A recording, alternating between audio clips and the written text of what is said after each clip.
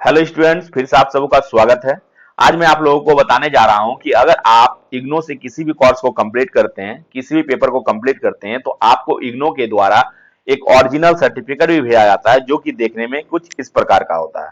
सबसे पहली बात है कि आप अगर इग्नो से किसी भी कोर्स को कंप्लीट करते हैं, आपका ग्रेड कार्ड में सब पेपर क्या होता है, कंप्लीटेड कंप्लीटेड हो जाता है। मतलब आप सब पेपर में कंप्लीट हो जाते हैं, सब पेपर में पास हो जाते हैं और आपके ग्रेड कार्ड में सभी पेपर के सामने कंप्लीटेड कंप्लीटेड लिखा रहता है। तो उसके बाद 1 महीना के बाद लगभग आपको इग्नो के द्वारा बाय पोस्ट आपके एड्रेस में, वो एड्रेस होता है जब आप रजिस्ट्रेशन करते समय या फिर एडमिशन करते समय जो एड्रेस देते हैं इग्नो में, उस एड्रेस में बाय पोस्ट आपके घर तक आपको मार्कशीट भेजा जाता है और आपको प्रोविजनल हो जाता है। इसके बाद फिर कन्वोकेशन के लिए अप्लाई करना पड़ता है। आपको इस सर्टिफिकेट के लिए जो आप देख रहे हैं स्क्रीन में, इस सर्टिफिकेट के लिए आपको क्या करना पड़ता है, अप्लाई करना पड़ता है, जो कि एक कन्वोकेशन के माध्यम से आपको अप्लाई करना पड़ता है। और इस सर्टिफिकेट को पाने के लिए आपको फी पेमेंट करना पड़ता है, जो कि 600 रुपया होता है। ठीक है, तो कन्वोकेशन में आपको अप्लाई करना पड़ता है, 600 रुपया का पेमेंट करना पड़ता है और पेमेंट करने के 1 महीना के बाद फिर बाय पोस्ट आपको ओरिजिनल सर्टिफिकेट भेजा जाता है इग्नो के द्वारा, आपके एड्रेस में आपके घर तक पहुंचता है। ठीक है,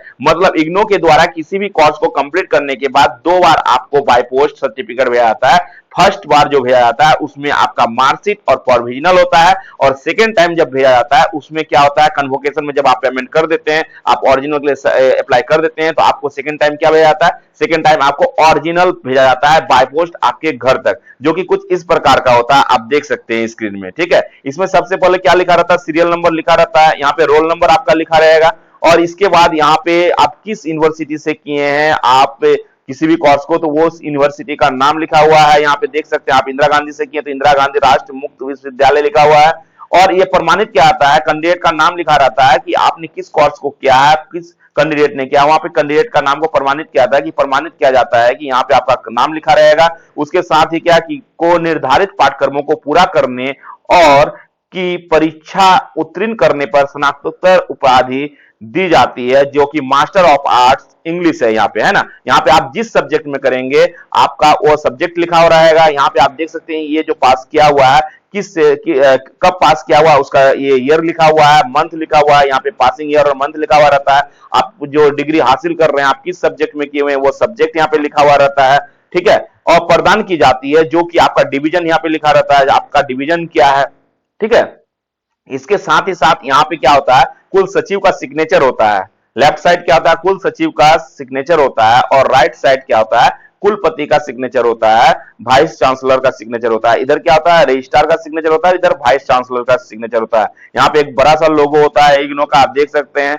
और यहाँ पे क्या पब्लिश डेट लिखा रहता है कि किस डेट में इस सर्टिफिकेट को पब्लिश किया गया है।